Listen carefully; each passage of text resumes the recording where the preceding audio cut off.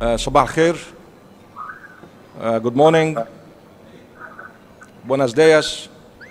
Guten Tag. Bonjour. Buongiorno. Welcome to Science, Technology and Innovation session. And I would like to urge you to switch your mobile to vibration or off. It's not nice really to have this really loud music coming from mobiles while the presentation is ongoing. So please switch your mobile off or put it on vibration. Thank you. We have actually today 5 excellent presentations from 5 eminent scientists with international reputation and experience, and we'll try to listen to them and to benefit from their knowledge. The first speaker is Dr. Jack Kaye, and second speaker is John Bolton, both from NASA in USA. And then we have also Dr. Jean Anthony Fabi from France, and we also have Dr. Carl Damon from Australia.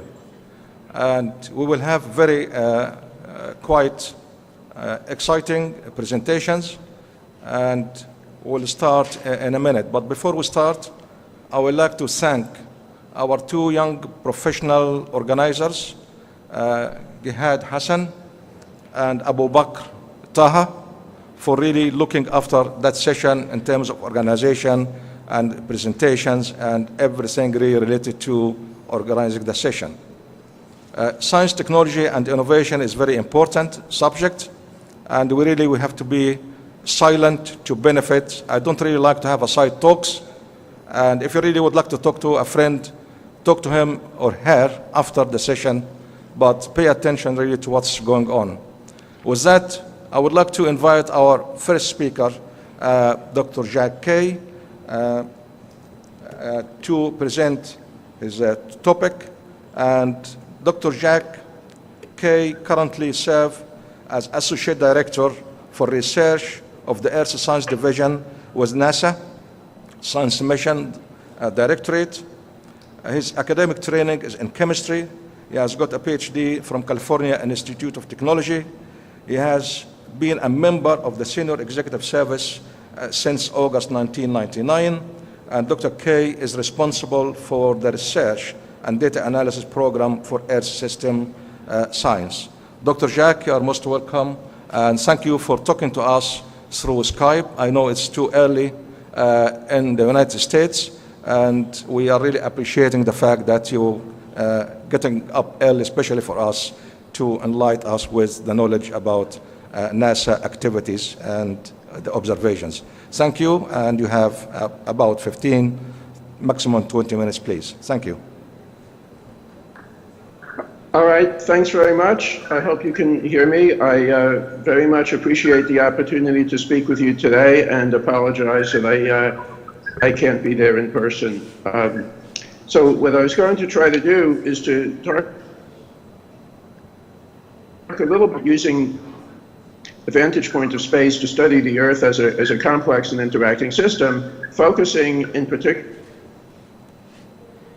parts of the Earth's water cycle. So if you go to the second slide, that it's just a brief reminder of what I'm going to try to do today. A brief introduction, say something about the current water-related satellite missions and results, some of the things that we're looking to do in the future, and as time permits, I'll say a little bit more about some of the what we call the water-focused program components. We have efforts in research, applied sciences, technology, and data. I won't say much about applied sciences because John Bolton will be talking, so I figure he can do that because he's part of that program and very active and has results. I'll say a little bit about what we do fits in internationally, and then by the time I get to conclusions, I'll be running out of time anyway. If you go to the third slide, what you can see is a cartoon that came from the GWEX program for the global water cycle. The GWEX is part of the World Climate Research Program, and it's a diagram that gives a sense of the global water cycle.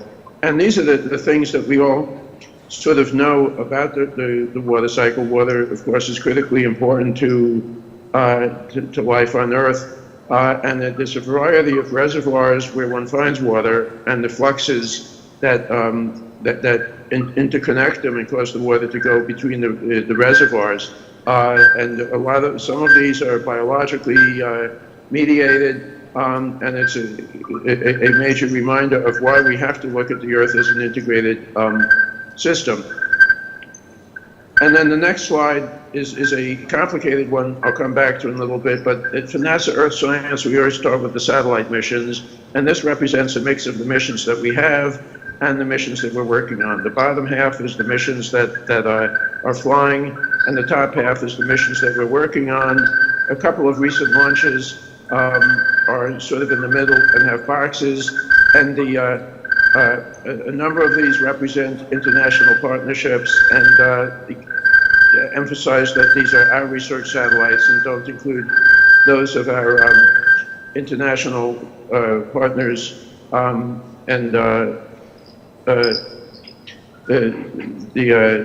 domestic operational partners. And I will come back to this. Next slide then just demonstrates I'm getting to the next part of the talk. And if you go one more, what I'll have done is then gone back to the mission chart, but I put circles around the satellites that are relevant, highly relevant to the water cycle, and I put dash circles around the ones that are at least partially relevant to the water cycle. One could argue that I haven't gotten it quite right, and different people might draw the circles in different places, but I think the point is that if you look at the fleet of satellites that we have, both the operating missions and the ones that are in development, a very large fraction of them provide important information about the Earth's water cycle. And I think that's an example of the power of the approach that we have, and I think the expectation that as we continue into the future, we will continue to be able to shed new light on the transformations of water and its presence in various parts of the Earth system.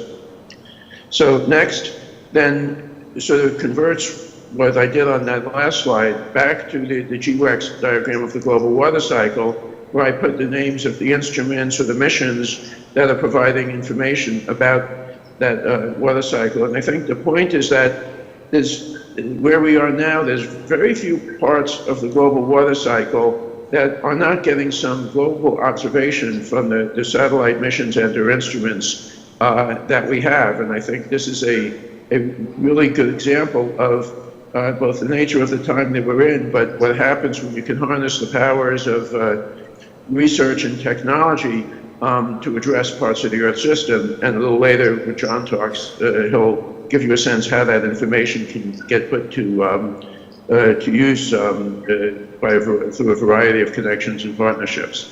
So the next slide then says selected results. In the interest of time, I'm not going to go through all of them in detail, but it's just a sort of representation of the fact that, as I said, there's few parts of the water cycle that we aren't being able to get information about. For precipitation, we had the TRIM satellite with Japan, and now the Global Precipitation Measurement Mission that was launched 2014 that gets information about global precipitation. The iMerge product tries to give a short duration analyses on that by bringing in other satellite data. On the top right, there's soil moisture information that comes from the SMAP satellite, soil moisture active passive, that was launched in 2015. We get some information about changes in groundwater. We had the GRACE satellite with Germany for 15 years. Now we just launched GRACE follow-on. And then for snow cover, one uses a variety of data to get information about the sort of the regional extent of snow cover. And an important point to remember in this is that, to a good approximation, subject to the particulars of the way algorithms work and calibration and validation, that the data are equivalent quality anywhere in the world, and this is something that the satellite perspective is so important for. Next, shows just some recent work that's been done. Venkat Lakshmi from the University of South Carolina has been looking to downscale SMAP soil moisture into a higher spatial resolution. It's currently available for the continental US, but I think at some point the hope is that people will be able to extend the products. And so it's an example of what happens when the research community sort of works together with the satellite data to extract as much information as possible.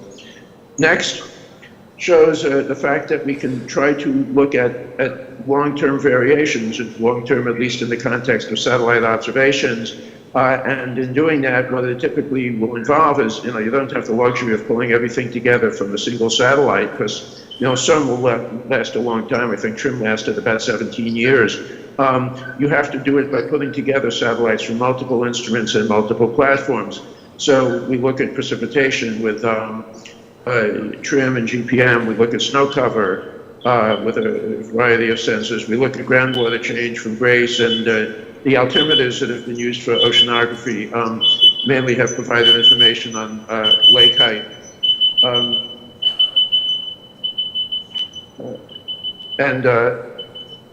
So next is some of the results that have come out of the GRACE missions in past recent years about changes in global freshwater storage. GRACE measures changes in gravity, and when the gravity, the main thing that will cause gravity to change over long periods of time over the same part of the Earth is local mass changes, which is typically tied to changes in water. So it can be ice mass, it can be stored water, and you get some changes. Some areas over the GRACE time period, you have increases that one can sort of tie to the conditions. Some areas you have decreases that are tied to conditions, and it's a great example of, to understand the record, one has to be able to look at sort of the natural Earth and the things that humans are doing to the Earth. It's also important to recognize that the trends are not monotonic, and the next chart sort of gives some examples of where you've got seasonal cycles and interannual cycles, and you can see some very different behavior depending on where you are. There's seasonal cycles most places, but that depending on the precipitation efforts or how groundwater is withdrawn, you can get very different patterns. But this idea of, in order to understand Earth system evolution, you have to understand naturally occurring processes and human-induced processes. That's an important thing. Next shows that I won't say too much about it, but there's some modeling work that we do through climate models, through land surface models, reanalysis that tries to provide consistent data sets, and even trying to look at to understand the impact of irrigation on the water budgets that are in models. So the models can provide ways of quantitatively testing hypotheses, sort of providing a context for data, but also for projecting into the future, which is an important thing for water. Next, a little bit about the future, but I'll actually include some things that are recently launched in the future part, because we're just only starting to begin to get data, because it's been a busy period for launches, which bodes well for the continuing availability of data in the future. Next, in 2016, the Cyclone Global Navigation Satellite System, or CYGNSS, was launched. It was the first satellite in the Earth System Science Pathfinder. Principal investigators at the University of Michigan. It's 8 small satellites. It's really one of the first, I think the first small satellite constellation that we did to give improved temporal sampling, especially for winds associated with tropical cyclones, but it's also getting some information about tropical zone soil moisture, and they're getting some intriguing looking results in Amazon. So that's one that the results are starting to get at, but it's still dotting all the I's and crossing all the T's, because people push themselves very hard to assure quantitative results. The GRACE follow-on, the partnership with Germany, was launched in May, so that will continue the previous GRACE record for gravity measurements, and also get things about ice mass and changes in groundwater storage and ocean bottom pressure.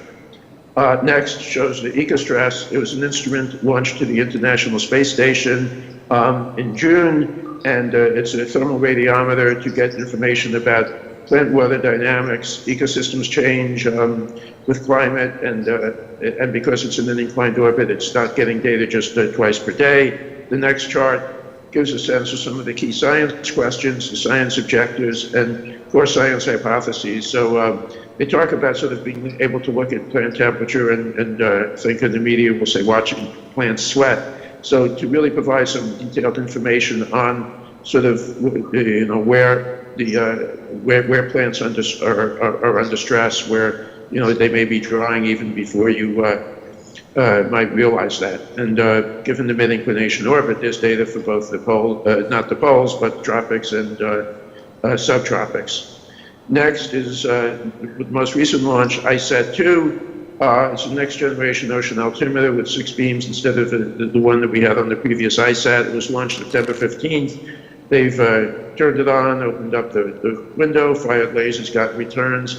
While the focus is on ice, there's also vegetation information. So, the vegetation, canopy height information could be useful for studying where vegetation is. But of course, then the ice sheet thickness and sea ice freeboard gives, especially the ice sheet thickness, it gives us information about helping us to understand how much water is stored in ice, especially at ice sheets and glaciers, and you combine that with some of the ice mass observations from GRACE, you get information about that part of the water cycle that's otherwise very hard to get information about.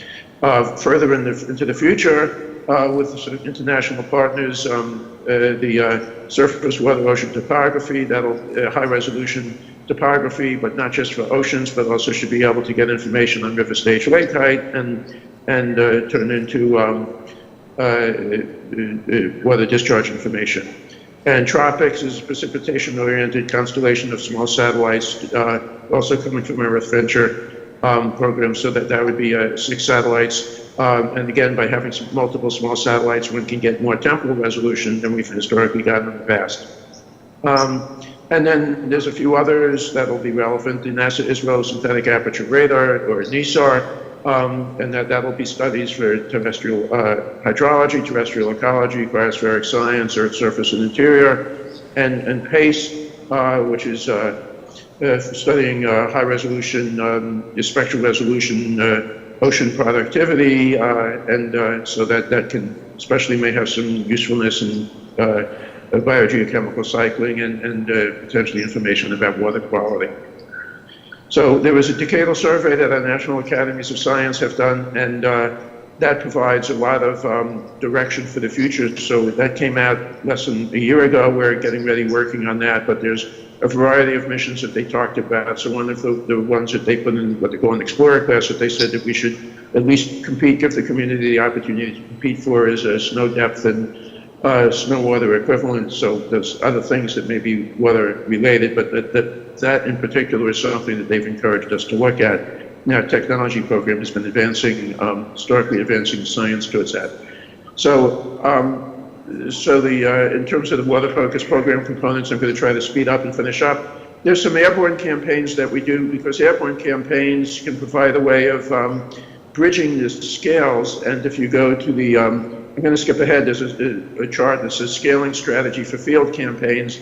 The airborne campaigns, a lot of times when people are working on the ground, they're working in very specific locations, but the satellites are working globally. And airborne campaigns can provide a way to bridge scales, but also to demonstrate techniques. So there's a variety of things that you go, and then one that we did in particular was the SnowX campaign that we did in Colorado in the US, 2017, where it's maybe a little less what can we learn about snow, but what can we learn about the approaches that we use. We can get information about snow because we can use radars, we can use LiDARs, we can use passive sensors, and some new technology to really try to get information, because understanding sort of how much water is there in the snow, which can be important when you're trying to figure out what may melt. That's still a scientific challenge that we're learning about the techniques, and should be doing another SnowX campaign shortly. And one of the airborne missions that we just selected, impacts, the principal investigators at the University of Washington, a lot of airborne instruments will be studying snowfall off the east coast of the US. It's been quite a while, certainly in the US, since there's been a major snow-focused campaign, and by, again, helping to bridge the scales between sort of what happens when one looks locally and what happens when one looks globally. So that's something the observations will probably start next year. So broader context very briefly, I'm going to go through this very quickly. An important part of what we do at NASA is to make the data openly available. We have a variety of data centers that store data, and we provide tools, we'll provide bandwidth. The data are normally available for downloading. So, you know, in the things that I showed of what we learn, you can have access to the data too, and we try to encourage international partners to do the same thing. And then I'm going to the Applied Sciences program. That's so important in terms of making the connections between the science that we do and the new observational capability that we bring. They work in particular areas. Water resources is one, and it's very closely tied in with ecological forecasting, agriculture, and food security, and John Bolton will talk about that, so I won't. Our Earth Science Technology program has work in components and instruments and information systems and launching small satellites, you know, there are a variety of things that they do, so that the hope is that by advancing the technology in the future, we will be able to both do things better than we can do in the present, but also be able to do things with smaller instruments, lower cost instruments, and smaller instruments maybe in smaller spacecraft, small launch vehicles, which reduce costs. So the idea is that we today create a technology that will enable improved measurements in the future, that then through our Applied Sciences program will mean improved products and services. And I will skip ahead. There's it says Globe ENSO campaign. There's some satellites work that we've been doing. Globe is a global program for global learning and observations to benefit the environment. We've gotten students involved in making measurements. So during the El Nino, there's a variety of work that was done with the kinds of measurements that students can do. And we have students all over the world, and then we continued it in the second period. So I think, you know, the kind of observations that can be useful for studying the water cycle, and not just for scientists, but students and citizens can engage. We're part of a major international effort, and I don't want it to sound like we do this ourselves. We interact through both observationally focused activities like the Committee on Earth Observation Satellites, which actually, its plenary is meeting this week. And a lot of other agencies have been launching satellites. We coordinate through international research programs like I mentioned the World Climate Research Program with GWACS and some other programs. The Future Earth that had its a major summit in Bonn this past summer. I think the important thing to remember in concluding is that we have the ability through satellites to study the Earth as a complex interactive system where the components are interacting. We look globally. We're engaged internationally with partnerships, and we especially through our applications program, we look to make sure that the capability that we bring and the knowledge that we get can be converted into useful information that's shared through a variety of partners. And with that, I will stop. Thank you. Thank you very much. Thank you very much, Dr. Jack, for this comprehensive coverage of NASA Earth science missions.